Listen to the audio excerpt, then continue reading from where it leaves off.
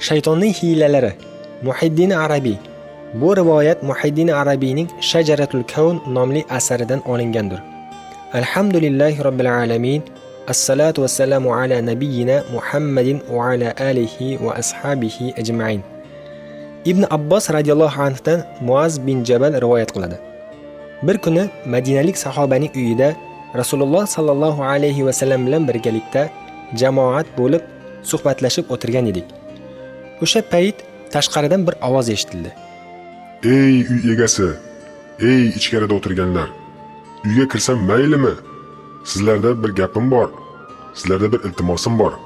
O'tirganlarning orasida eng kattasi va ulug'i payg'ambarimiz bo'lganligi uchun nima deb javob berar ekan deb hamma sahobalar Rasululloh sallallohu alayhi va sallamga qaradi.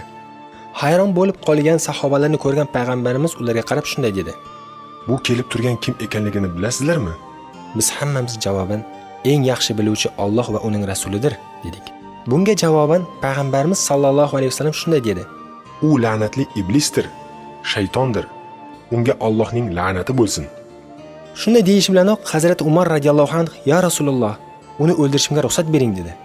Rasululloh sallallohu alayhi va sallam ruxsat bermadi va shunday dedi: Tegma, ey Umar. Alloh unga muhlat berganini bilmaysanmi? Keyin payg'ambarimiz sallallohu alayhi va sallam: Eshikni ochinglar, kirsin. Bu yerga kelish unga amr qilingan. Uning aytganlarini diqqat bilan eshitinglar va tushunishga harakat qilinglar. Eshikni ochdik. U kirdi va u bizga ko'rindi. Qarasak, qari, ko'zlari g'illay. Ko'salligidan yoqida 6 ta yoki 7 ta soqol osilib turibdi. Otlarning qili kabi. Ko'zlari tepaga qaragan, boshi fil kallasi kabi katta. Keyin o'sha allayn salom berdi. Uning salomiga Rasululloh sallallohu alayhi va sallam: Salom Allohnikidir, ey layin. Bir ish bilan keldim deding. Nima ishing bor? Mening bu yerga kelishim o'z xohishim bilan emas, balki majbur bo'lib keldim. Qanaqa majburiyat? Izzat sohibi Allohdan bir farishta kelib menga dediki, Alloh senga Muhammad sallallohu alayhi va sallamning yoniga xoruzor bo'lib borishingni amr etdi. Unga borib odamlarni qanaqa qilib aldashingni ochiq-oydin aytasan. Va Muhammad sallallohu alayhi va sallam sendan nima so'rasa, hech yolg'on aralashtirmasdan to'g'risini aytasan.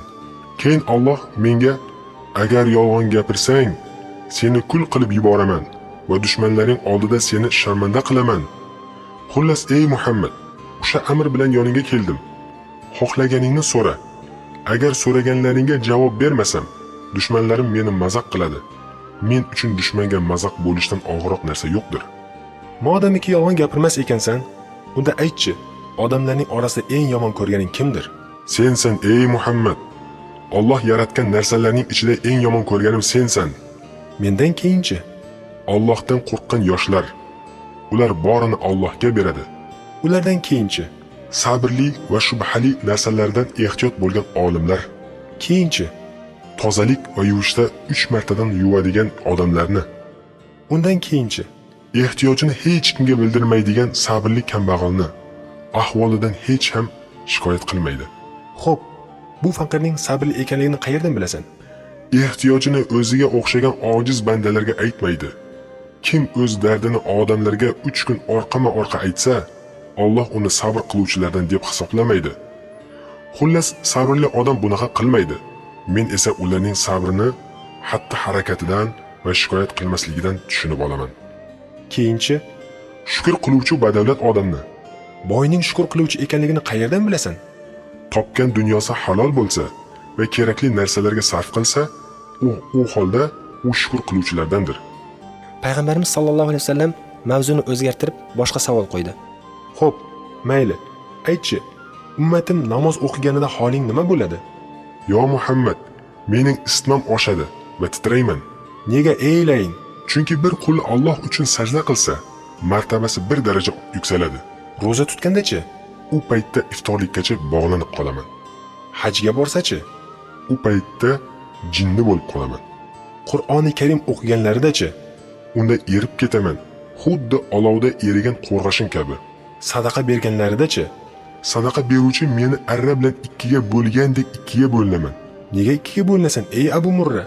Mayli, bunga ham javob beray. Chunki sadaqada 4 ta go'zallik bor.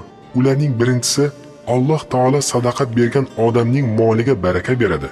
Ikkinchidan, ana shu sadaqa egasini xalqqa sevdiradi.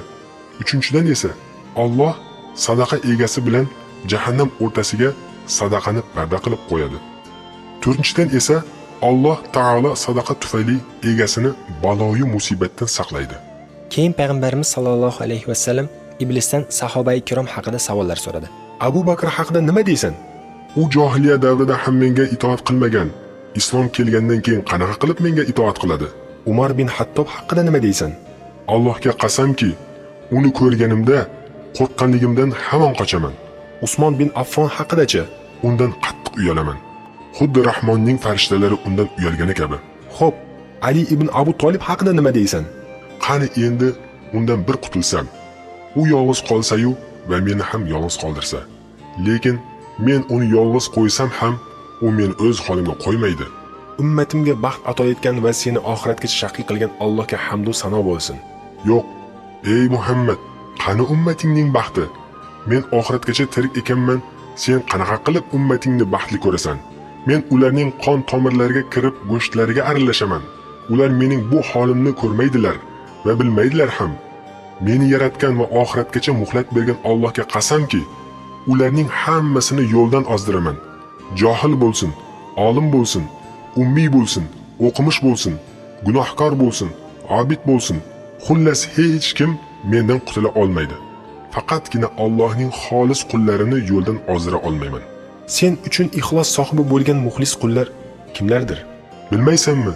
Ey Muhammad, kimki dirham va dinorni sevsa, u Alloh oldida ixlos egasi emasdir. Agar dinor va dirhamni sevmaydigan va maqtanishdan hazar qiladigan odamni ko'rsam, unda u odam ixlosli ekanligini bilib olaman va undan qochaman. Maqtanishni sevgan va yuragi dunyoviy orzularga bog'liq bo'lgan qul oralaringizda menga eng itoatli qul ushadir. Bilmaysanmi? Gunohlarning eng kattasi dunyo sevgisidir. Bilmaysanmi yo Muhammad? Boshliq bo'lish sevgisi ham eng katta gunohlardandir. Yo Muhammad, bilmaysanmi? Mening 70 mingta bolam bor. Ularning har birini maxsus bir ish bilan tayin qilganman. Keyin ana shu bolalarimning har birining yonida yana 70 ming xizmatchi shayton bor. Ularning ba'zilarini olimlarga, ba'zilarini yoshlarga, ba'zilarini qariyalarga, ba'zilarini esa qariya ayollarga. Yoshlarga keladigan bo'lsak, ular bilan oramizda hech bir kelishmovchilik yo'q. Ular bilan yaxshi kelishamiz. Yosh bolalarga kelsak, ular bilan biznikilar xohlaganidek o'ynaydi. Ba'zi birlarini ko'p ibodat qiluvchilarga va ba'zilarini esa zohidlarga dard qilib qo'ydim. Shaytonlar ularning yoniga borib har xil ahvolga soladi. Yonidan hech ketmaydilar. Oxir oqibat obidlar sabablarni so'kishga boshlaydilar. Natijada ularning ixloslarini olib qo'yaman va qilgan ibodatlari ixlossiz bo'lib qoladi. Lekin ular buning farqiga borishmaydi. Bilmaysanmi ey Muhammad, rohib Barsisa 70 yil Allohga ixlos bilan ibodat qilgan edi va shunday darajaga yetdiki, Allohning ehsoni bilan qaysi bir kasal uchun duo qilsa, u kasal odam darhol shifo topib ketar edi. Keyin men uning iziga tushdim. Hech qo'yib yubormadim. Zino qildi, odam o'ldirdi, oxirida kofir bo'ldi. Bu o'sha kimsadirki, Alloh taolo Qur'oni Karimda shunday deydi. Shaytonning holi kabidirki, u insonga kofir bo'l dedi va u kofir bo'lgach, o'shanda shayton men sendan uzoqman, men olamlarning Robbi bo'lgan Allohdan qo'rqaman dedi. Bilmaysanmi yo Muhammad, yolg'on gapirish mendandir va ilk yolg'on gapirgan ham menman. Har kimki yolg'on so'zlasa, u mening do'stimdir.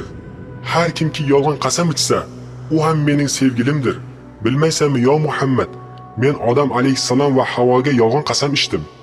Darhaqiqat men sizlarga nasihat berguchiman dedim. Men bunday qilaman, chunki yolg'on qasam ichish mening ko'nglimning xursandchiligidir. G'iybat va so'z tarqatishga kelsak, ular mening mevalarim va rohatimdir. Har kimki taloq bilan qasam ichsa, u gunohkor bo'lish xavf ostidadir.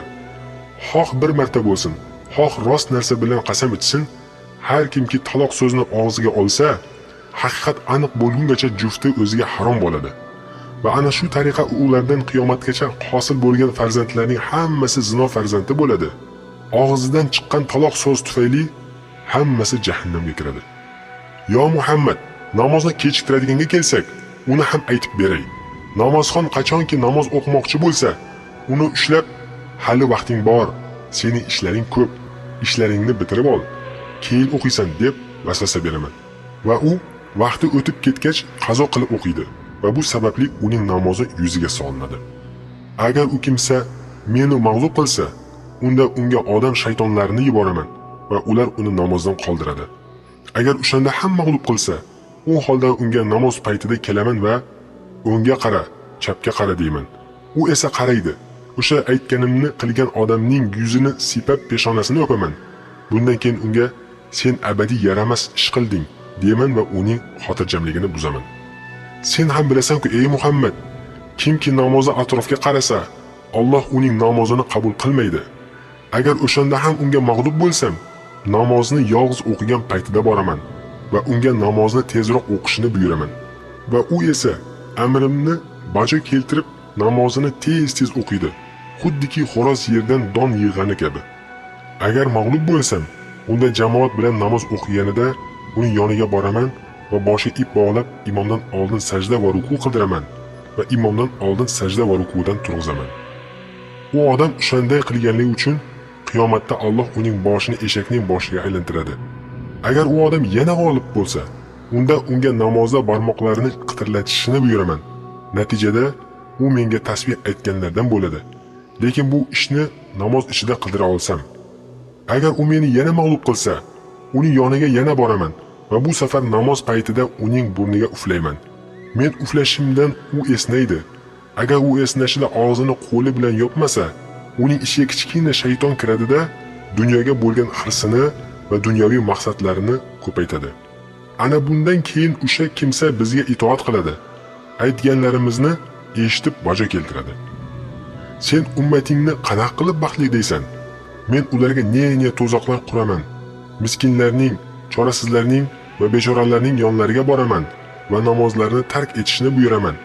Va yana namoz sizlar uchun emas, namoz boylarga va sharoiti yaxshi bo'lganlar uchundir deyman. Keyin bemor va kasallarga boraman-da, namoz o'qima deyman. Chunki Alloh taolo Nur surasida 61-oyatda kasallarga qiyinchilik yo'q degan deyman. Namozni shifo topganingda o'qiysan deyman va u namozni tashlab qo'yadi, hattoki kufrga ham kirib ketishi mumkin. Agar u namozni tark etib o'lib ketsa, Allohning huzuriga chiqqanda Alloh unga g'azablanadi. Ey Muhammad, agar mana shu so'zlarimga yolg'on aralashtirgan bo'lsam, meni chayon chaqsin. Hamda agar yolg'on aytgan bo'lsam, Alloh meni qul qilib yuborsin. Yo Muhammad, sen ummating uchun nega xursandsan? Holbuki men ularning 6 ta birini dindan chiqardim. Payg'ambarimiz sollallohu alayhi vasallam esa iblisga qisqa savollar bera boshladi.